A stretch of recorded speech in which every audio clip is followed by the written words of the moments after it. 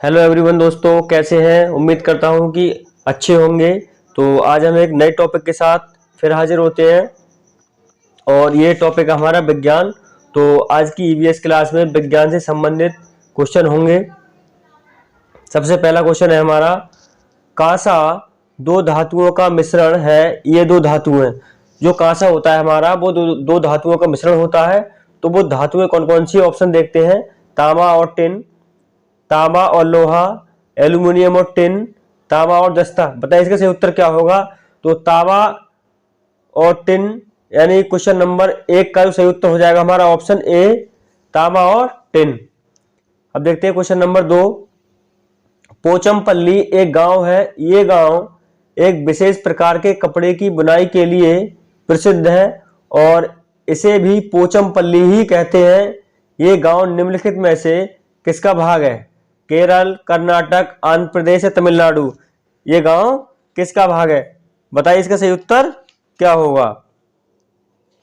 तो बात करें इस क्वेश्चन के उत्तर की, तो देखिए इस क्वेश्चन का जो सही उत्तर होगा वो हो जाएगा आंध्र प्रदेश। पोचमपल्ली जो है वो आंध्र प्रदेश में पड़ता है और यहाँ जो है साड़ियों की बुनाई होती है। इस गांव में क्या होता है, साड़ियों की बुनाई करी जाती है। जो पोचमपल्ली गांव है आंध्र प्रदेश का। अब आता है हमारा क्वेश्चन नंबर अगला। तो बात करते हैं क्वेश्चन नंबर 3। जो हमारा दूध होता है, दूध से दही बनाने की प्रक्रिया को क्या कहते हैं। दूध से दही बनाने की प्रक्रिया को क्या कहते हैं। प्रकाश संश्लेषण, आसवन, किण्वन या स्टेरिलाइजेशन। बताइए इसका सही उत्तर क्या होगा। तो जो दूध से दही बनता है, एक लैक्टोबैसिलस नामक जीवाणु होता है, उसके द्वारा दूध से हमारा दही बनता है। तो इस क्वेश्चन का सही उत्तर हो जाएगा हमारा ऑप्शन सी, किण्वन। किण्वन से दूध से दही बनने की प्रक्रिया होती है। अब आता है क्वेश्चन नंबर 4। एक वयस्क मानव में कुल अस्थियों की संख्या कितनी होती है। मतलब जो वयस्क होता है यानी 18 साल का या 18 साल से ऊपर, उसमें जो अस्थियां होती हैं उनकी संख्या कितनी होती है। 306, 275, 206, 175। बताइए इसका सही उत्तर क्या होगा। तो इस क्वेश्चन का सही उत्तर हो जाएगा हमारा ऑप्शन सी। एक वयस्क मानव में जो अस्थियों की संख्या होती है वो 206 होती है। तो इस क्वेश्चन का सही उत्तर हो जाएगा ऑप्शन सी। अब बात करते हैं क्वेश्चन नंबर 5 की। प्रजातियों की उत्पत्ति एक रचना है, ये किसने कहा था। जो प्रजातियां हैं उनकी उत्पत्ति एक रचना है।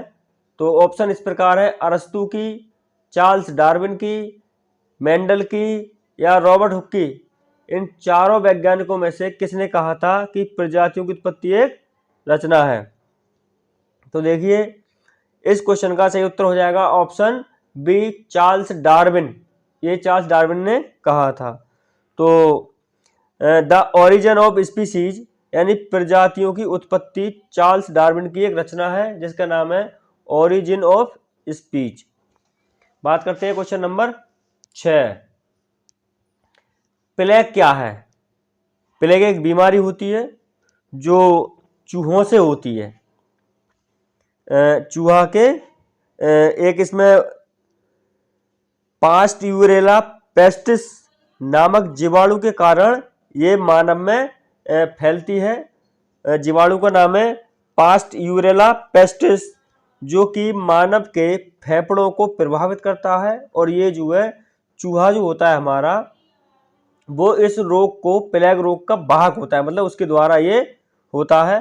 तो इस क्वेश्चन का सही उत्तर हो जाएगा हमारा ऑप्शन ए, जीवाणु जनित बीमारी है। प्लेग जो है एक जीवाणु जनक बीमारी है, जीवाणु जनित बीमारी है। क्वेश्चन नंबर 6 का सही उत्तर हो जाएगा ऑप्शन ए। अब आता है हमारा क्वेश्चन नंबर 7। निम्नलिखित में से कौन से पौधे दूर दूर प्रसारित होंगे। बीजाणु द्वारा प्रकीर्णित पौधे, ऑप्शन बी है बीज द्वारा प्रकीर्णित पौधे, ऑप्शन सी है फूल द्वारा प्रकीर्णित पौधे, ऑप्शन डी है कायिक जनन द्वारा वितरित। बताइए इसका सही उत्तर क्या होगा। तो जो पौधे हमारे दूर दूर प्रसारित होंगे तो इसका सही उत्तर हो जाएगा हमारा ऑप्शन डी, कायिक जनन द्वारा पौधे वितरित होते हैं। अब बात करें क्वेश्चन नंबर 8, इंसुलिन की रासायनिक प्रकृति क्या है? मतलब जो हमारा इंसुलिन होता है उसकी रासायनिक प्रकृति क्या है? Option A vitamin, option B protein, option C वसा, ऑप्शन डी कार्बोहाइड्रेट। बताइए इसका सही उत्तर क्या है? तो इंसुलिन की जो रासायनिक प्रकृति होती है वो प्रोटीन है। क्वेश्चन नंबर 8 का सही उत्तर हो जाएगा प्रोटीन।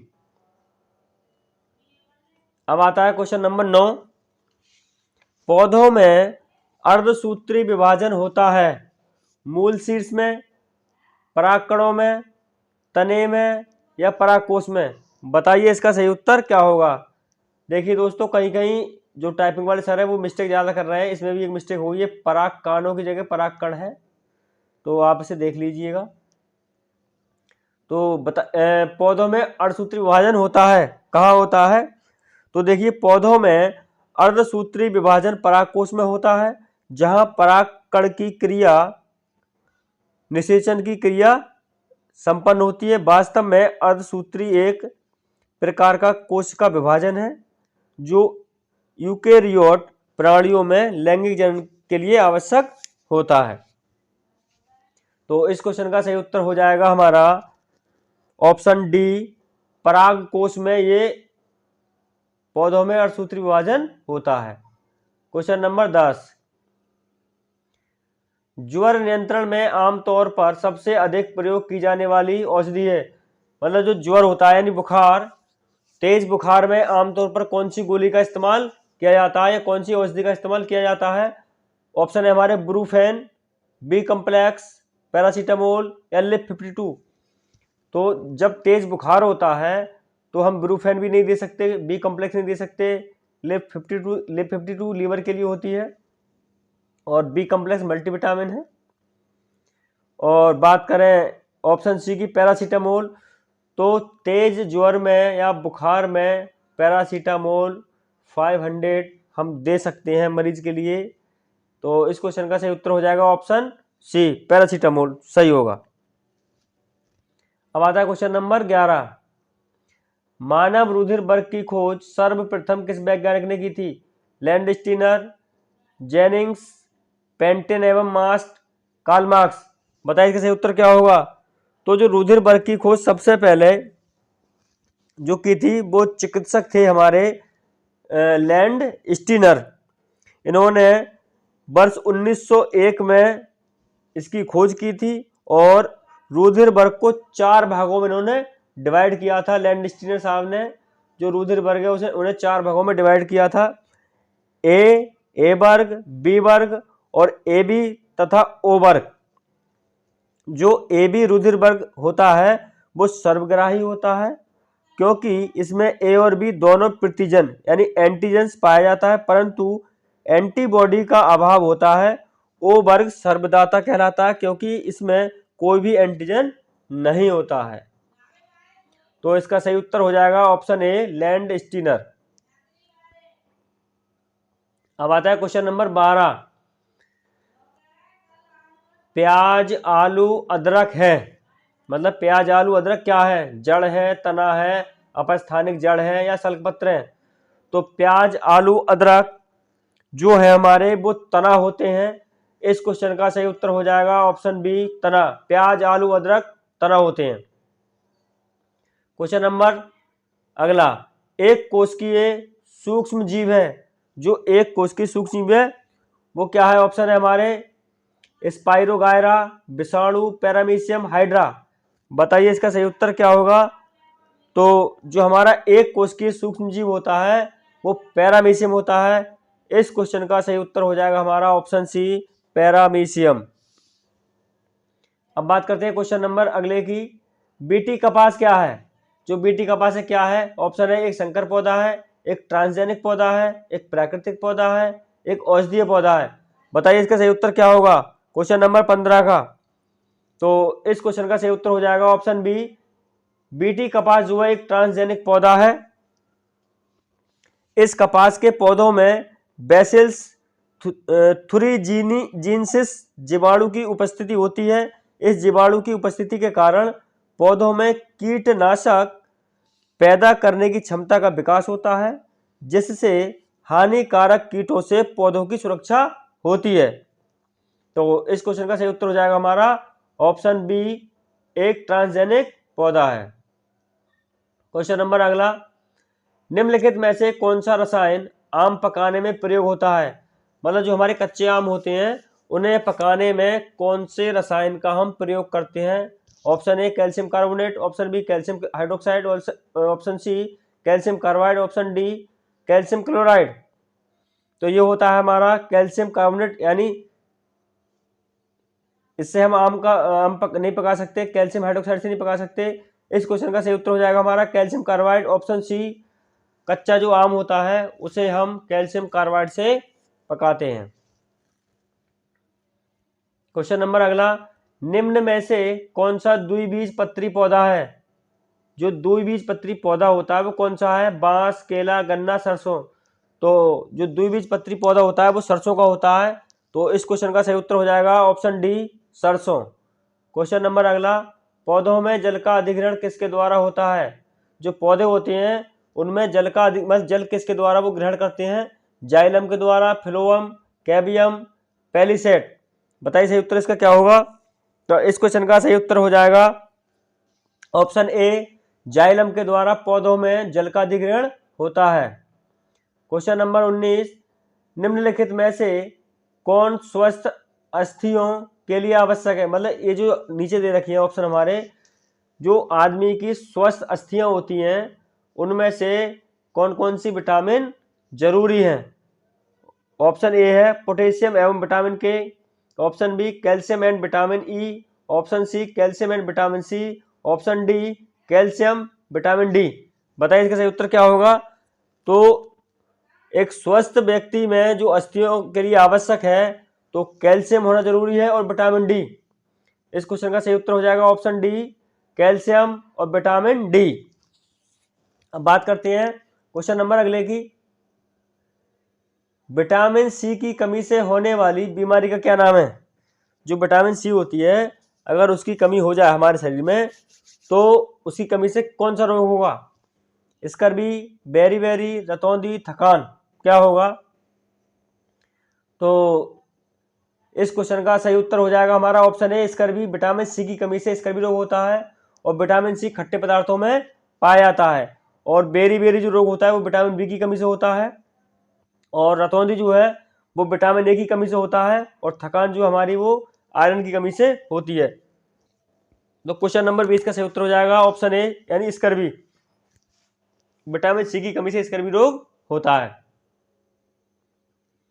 अब आता है क्वेश्चन नंबर अगला, वायरस संक्रमण से होने वाला रोग है। जो वायरस संक्रमण होता है उससे कौन सा रोग होता है? टाइफाइड, कॉलरा, जुखाम, मलेरिया।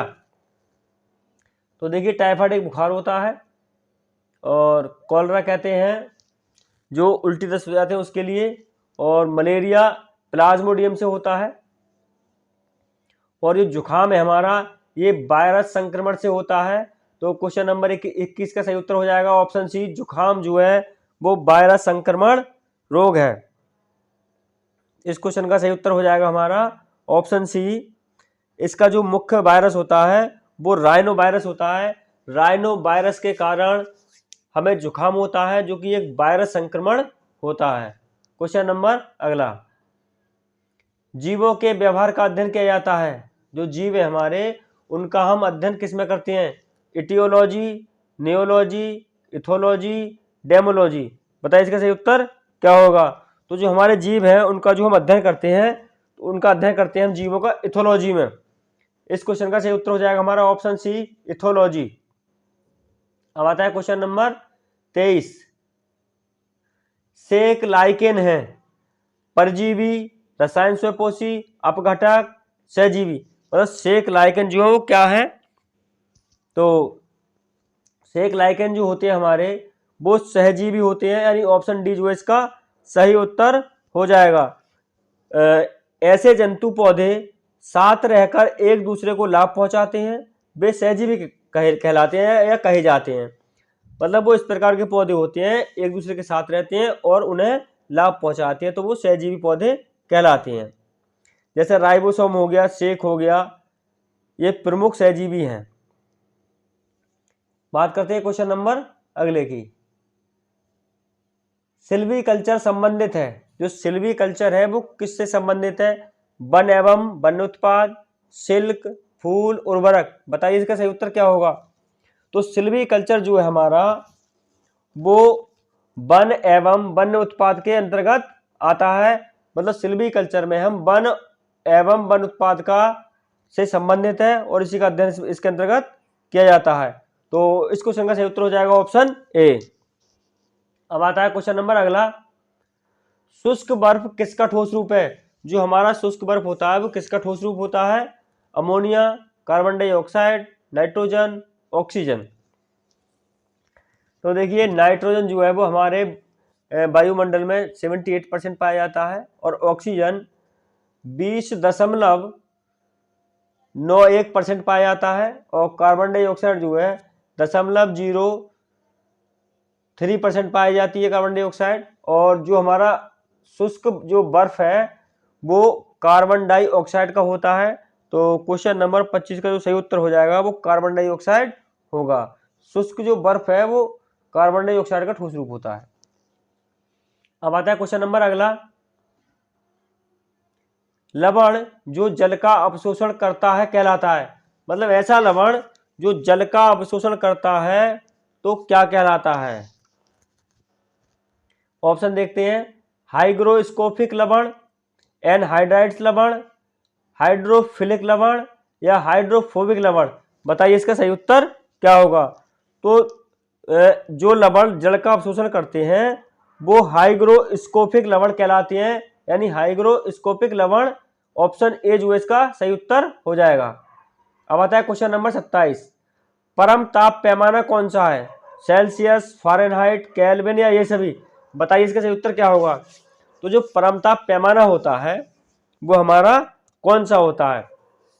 तो देखिए परम ताप पैमाना जो होता है हमारा वो केल्विन होता है। तो इस क्वेश्चन का सही उत्तर हो जाएगा हमारा केल्विन, यानी ऑप्शन सी जो है इसका सही उत्तर हो जाएगा। अब बात करते हैं क्वेश्चन नंबर 28 की। प्रकाश संश्लेषण संपादित होता है। जो प्रकाश संश्लेषण है वो संपादित होता है सभी पौधों द्वारा, सभी जंतुओं पौधों द्वारा, सभी हरे पौधों द्वारा या वायरस द्वारा। बताइए इसका सही उत्तर क्या होगा?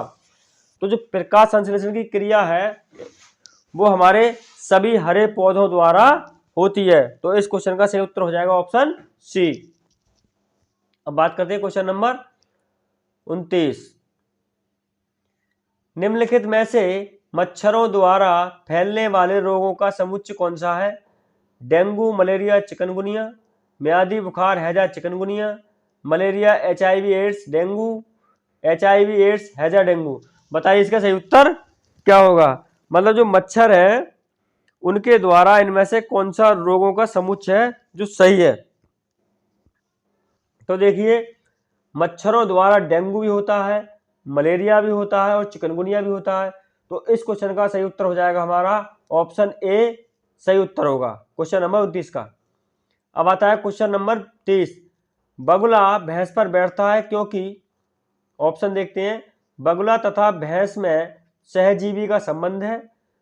ऑप्शन बी बगुला मनोरंजन के लिए भैंस पर बैठता है। ऑप्शन सी भैंस बगले को एक स्थान से दूसरे स्थान तक आने जाने में मदद करती है। ऑप्शन डी बगुला भैंस को डराना चाहता है। बताइए इसका सही उत्तर क्या होगा?